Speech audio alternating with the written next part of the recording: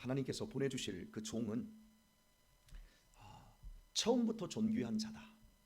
모든 인생이 죄 가운데 태어나서 죄로 말미암아 보기에는 너무 순수하지만 그 속에서부터 이미 갖고 나온 어떤 기질이나 이런 부분들이 짜증 부리고 울고 떼쓰고 너무 비루한 죄인의 모습입니다. 그러나 하나님께서 사람들에게 새 삶을 주실 그리스도는 처음부터 죄 없는 존귀한 자라고 말씀하고 계십니다. 그리고 바로 그 존귀한 자가 하실 그 일, 하나님의 종으로서 하실 그 일은 사람들을 당신에게로 돌아오게 하는 일이라고 말씀하고 있습니다.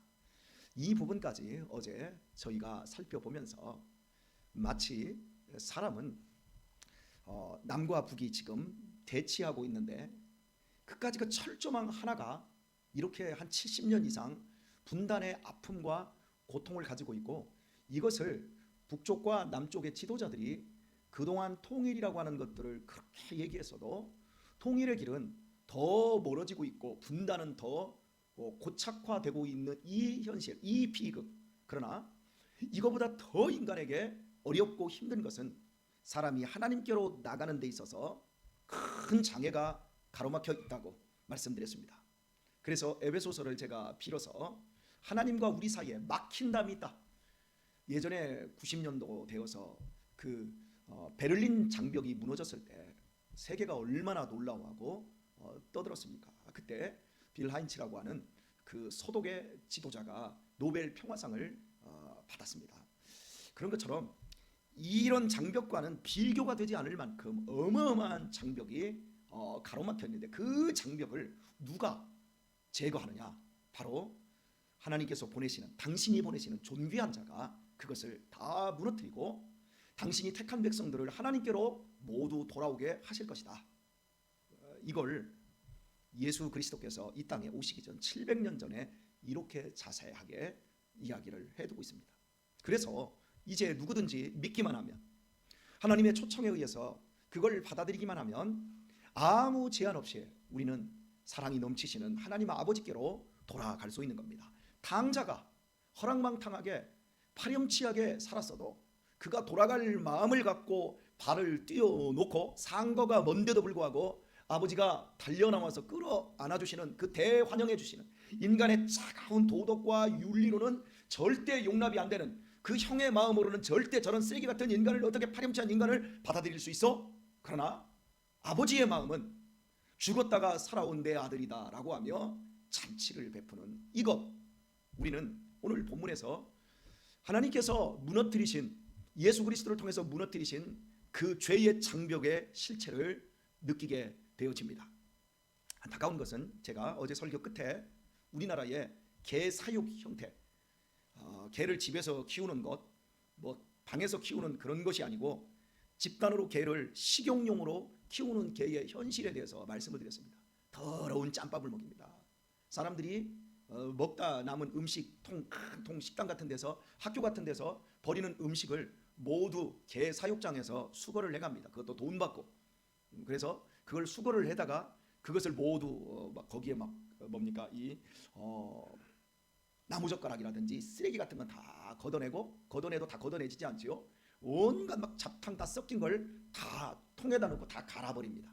그걸 간 다음에 아주 유생적인 데서는 그걸 갖다가 막 끓입니다. 그런데 끓이지 않고 갈아서 그걸 주는데, 이 게장의 크기가 완전히 감옥, 개 한 마리 들어가서 앞뒤를 몸을 돌릴 수 있는 곳에 한 3마리 4마리 정도 집어넣고, 그리고 이제 개를 사육을 합니다. 그리고 바닥은 개들이 일어나지 못하도록, 가만히 있어야 살이 찌니까 일어나지 못하도록 바닥을 철조망으로 해서, 이게 딱 서면 발에 베기니까 서지를 못합니다.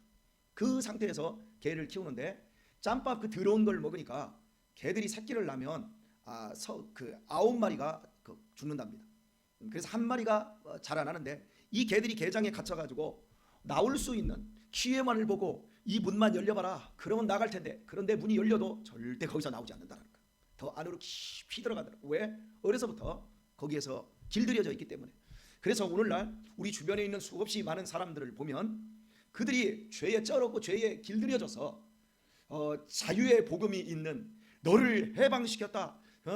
모든 그 억압과 죄에서 해방되었고 그리스도 앞으로 나오기만 하면, 예수님께로 나오기만 하면 당신의 삶은 평안을 누리고 세상이 알지 못하는 크고 은밀한 비밀한 그 모든 복을 누릴 수 있다라고 아무리 얘기하고, 그리고 주변의 사람들이 그렇게 믿음의 선배들이 복을 받고 믿음의 삶을 살아가는데도 불구하고 그걸 보면서도 더 안으로 기어들어가는, 더 싸나워지고, 나한테는 더 그러지 마, 나한테 믿으라고 하지 마, 그러면 나 당신 더 이상 내 친구 하지 않을 거야, 심지어 부모에게도 소리 버럭버럭 지르면서 나도 컸거든요 뭐 이러면서 그 기어들어가는 우리 주변에 아직도 자유를 모르는 사람들이 있다라고 하는 것, 그거 가지고 제가 여러분에게 마지막에 함께 안타까움을 가지고 기도하자고 어제 말씀을 맺었습니다. 여기까지 여러분에게 다시 한번 그 말씀을 드리는 이유는 오늘 읽은 본문에서 그 뒷부분을 보는데 이해를 드리기 위해서 그렇습니다. 6절 후반절을 보게 되면 오히려 경한이리라. 뭐가 경하냐면 네가 나의 종이 되어 야곱의 지파들을 일으키며 이스라엘 중에 보존된 자를 돌아오게 할 것은 오히려 경한 일이라. 내가 또 너로, 이렇게 말해요. 내가 또 너로. 그러니까 이 부분을 가볍게 말씀을 드리면 이렇습니다. 우리가 그 앞부분에서 계속해서 45장에서부터 47장에서 보았던 게 뭐냐면 고레스라고 하는 한 사람이에요. 하나님께서 이스라엘 백성들이 당신을 섬기는 걸 미신으로 섬겨버렸어요. 미신이 뭡니까? 미신은 하나님이라는 대상을 그저 내가 원하는 것을, 나의 욕망을 채워줄 대상으로 바꿔버리는 거예요. 하나님에 대한 인격도 무시해버리고 그분의 말씀도 뭉개버리고 그냥 내가 필요할 때 마음 편하고 기도할 대상이 있어서 편하고 그래서 믿는 게 있으니까 나는 두려움을 좀 제거할 수 있고, 이런 게 미신이에요. 하나님을 그렇게 섬기는 이스라엘 백성들을 향해서 하나님께서 너희들 안 되겠다.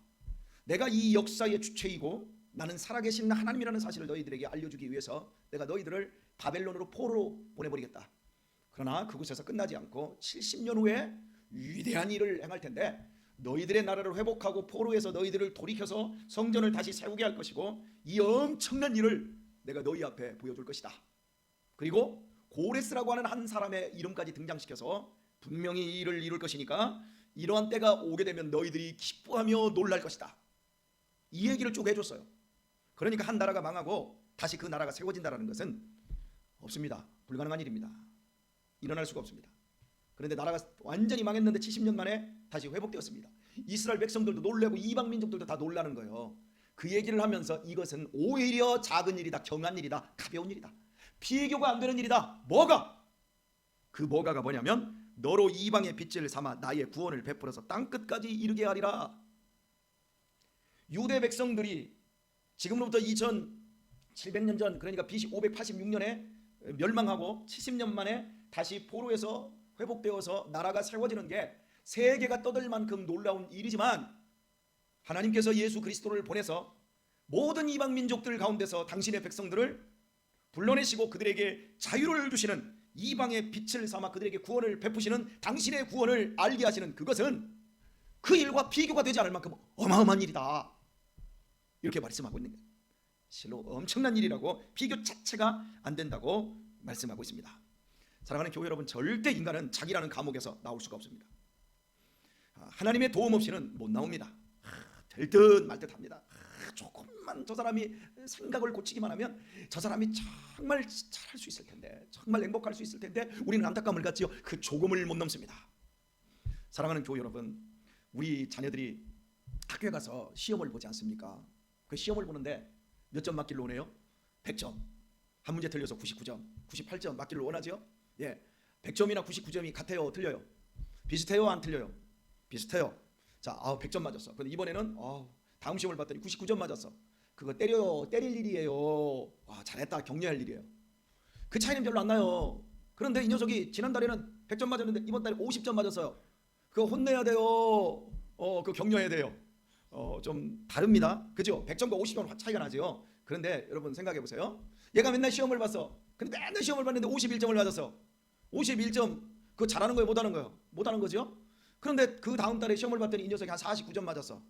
그거 여러분 떨어진 거예요. 거의 그 수준이에요. 거기서 거기죠. 그런데 여러분 이걸 적용을 한번 해보세요. 다르게 51점과 49점을 적용할 때 대통령 선거에서 51%를 지지하고 49%로 떨어졌어요.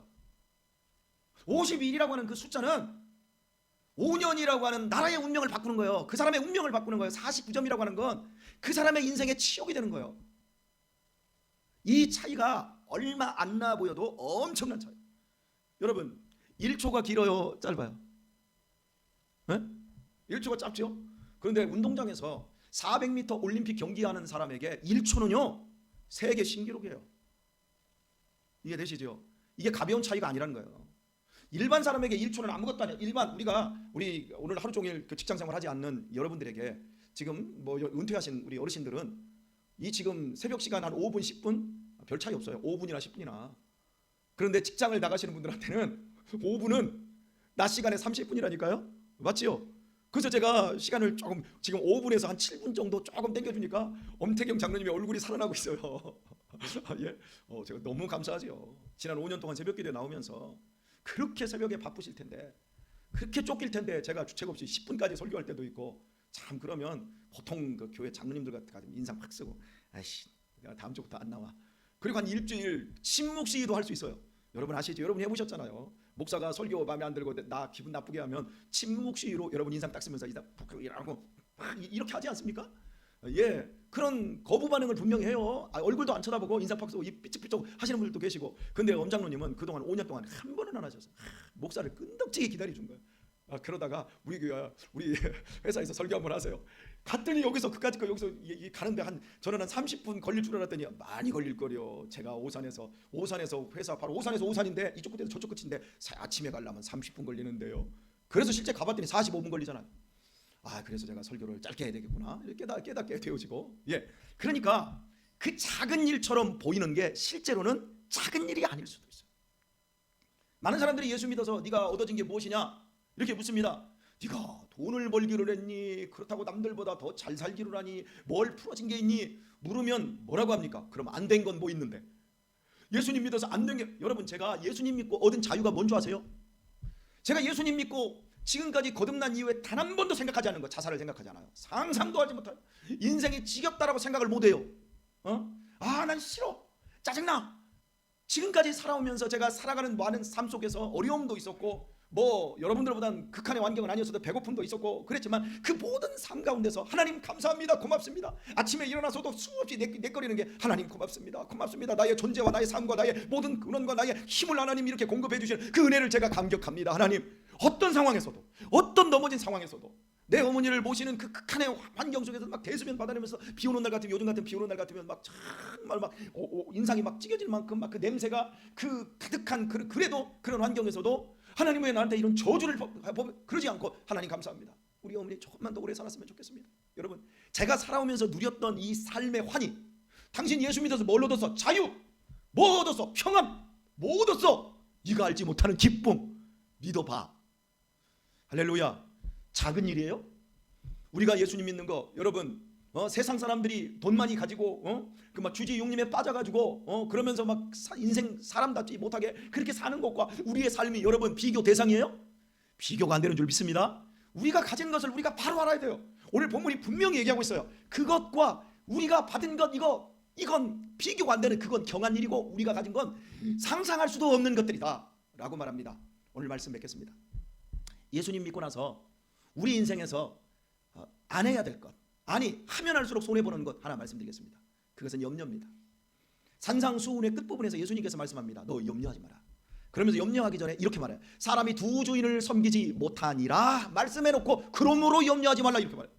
우리 하나님 섬긴다며요. 그런데 염려하거든요. 여러분, 염려해서 키가 한 자나 커지지요? 염려해서 뭔가가 다 되지죠? 근심해서 뭔가가 다 되지죠?